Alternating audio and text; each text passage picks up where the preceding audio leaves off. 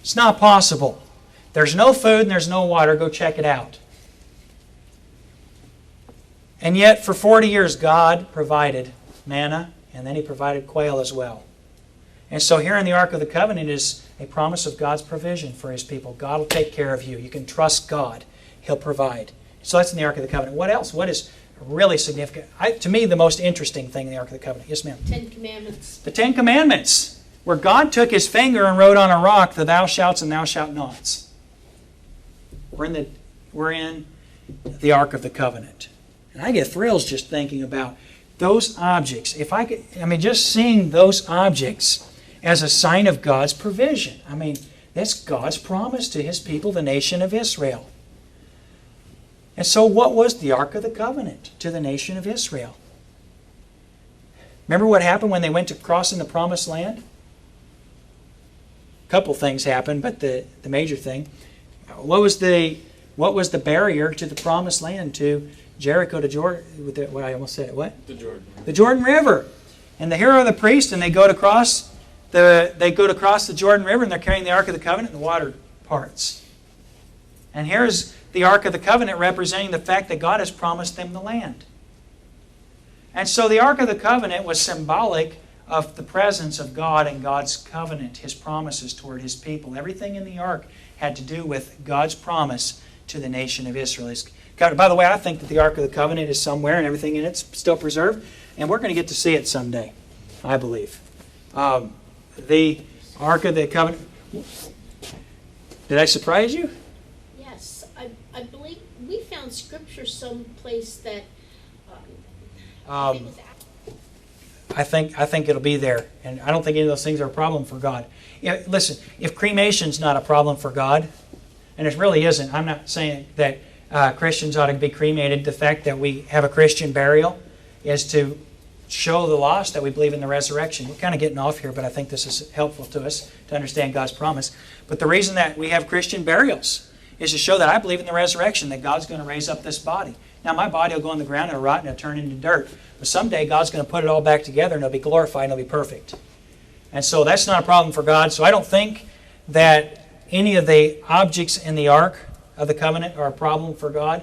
In other words, He could not only recreate, He could restore the Ark of the Covenant because He's God. And so I think I'm going to see it as it was someday, I believe. And I'm looking forward to that someday. That's going to be all kind of neat things for Christians. But just that covenant of God's promise. It's a beautiful thing, friend, when you understand God's promise for the nation of Israel. Now, we've got sidetracked just a little bit talking about the Ark of the Covenant, but it's good for us to understand what it represented. And here's a people, here's a nation that have taken God's promise and the conditions that go with it and simply said, God, we've got your presence. It's in this box. And so we can do as we wish, and you are our God. In other words, they don't mean you are our God as in we worship you, but God, you go where we say, and you'll do what we say because we've got you in a box that's portable, and we're going to take you to battle and we're going to win the victory because it'll make you look bad if we lose. And that literally was the attitude of Israel. By the way, you see that attitude later with the temple. Here is a nation of Israel with impending judgment. It is prophesied that Jerusalem is going to be destroyed. And their answer was, the temple of the Lord, the temple of the Lord, the temple of the Lord. In other words, God's not going to let the temple get torn down. He's not going to let Jerusalem be captured. He's not going to be a captive to the heathen. My friend, God doesn't live in a box. And God will never be captured by the heathen. And He wasn't captured by the Philistines. How do you explain the fact that they were able to physically carry the ark away when anyone who touched the ark died? God wasn't in that box. It wasn't in the Ark of the Covenant. But here's what happened when the Philistines tried to make Him subservient to their god Dagon. In chapter 5 and verse 2, when the Philistines took the ark of God, they brought it into the house of Dagon and sat it by Dagon. And when they of Ashdod arose early on the morrow, behold, Dagon was fallen upon his face to the earth before the ark of the Lord. And they took Dagon and set him in his place again. And so here is the ark of the Lord, and here is their God worshiping this box which represented God's presence. So Dagon is worshiping their God who they worshiped is worshiping the Most High God. So they put Dagon back. Dagon, get back where you belong. And then the next morning, when they arose early in the morrow morning, behold, Dagon was fallen upon his face to the ground before the ark of the Lord, and the head of Dagon and both the palms of his hands were cut off upon the threshold. Only the stump of Dagon was left to him. So here's Dagon, nub man. And it's hard to worship a God who doesn't even have his limbs that he's supposed to have. So I don't know how they set him up again, but I'll tell you this. Therefore, neither the priest of Dagon nor any that come into Dagon's house tread on the threshold of Dagon and Ashdod unto this day. God demoralized their God and showed them what kind of a God he was, so much so that they don't even worship Dagon anymore. And then the hand of the Lord was heavy upon them of Ashdod, and he destroyed them and smote them with emerods, even Ashdod and the coasts thereof. Now, what were the emerods? It's a very good question. I'm telling you, you don't know, and neither do I, but they were painful and sometimes fatal. And so it was something that was, by the way, I think the description of it is possible for us to make, but I don't think it's possible for us to understand this because this is something that God did to the men that worship Dagon. Now you could say, Pastor, I think they're this or I think they're that. I'm just telling you, you don't know. But someday when I look in the Ark of the Covenant, I believe there is going to be a golden copy of the emerods. And so when I get the chance to see that, I think that we'll know when we get to heaven, basically is the answer for that. And we don't need to know what you know. What you need to know is that this was painful. It happened to the men in their secret parts, and it was devastating. It made it so that they were completely neutralized with regard to their ability to fight a battle, to do anything. Do you remember when, was it Jacob's son, was it Judah, that talked the men that wanted to make a covenant with him into circumcision, and they went and killed them all?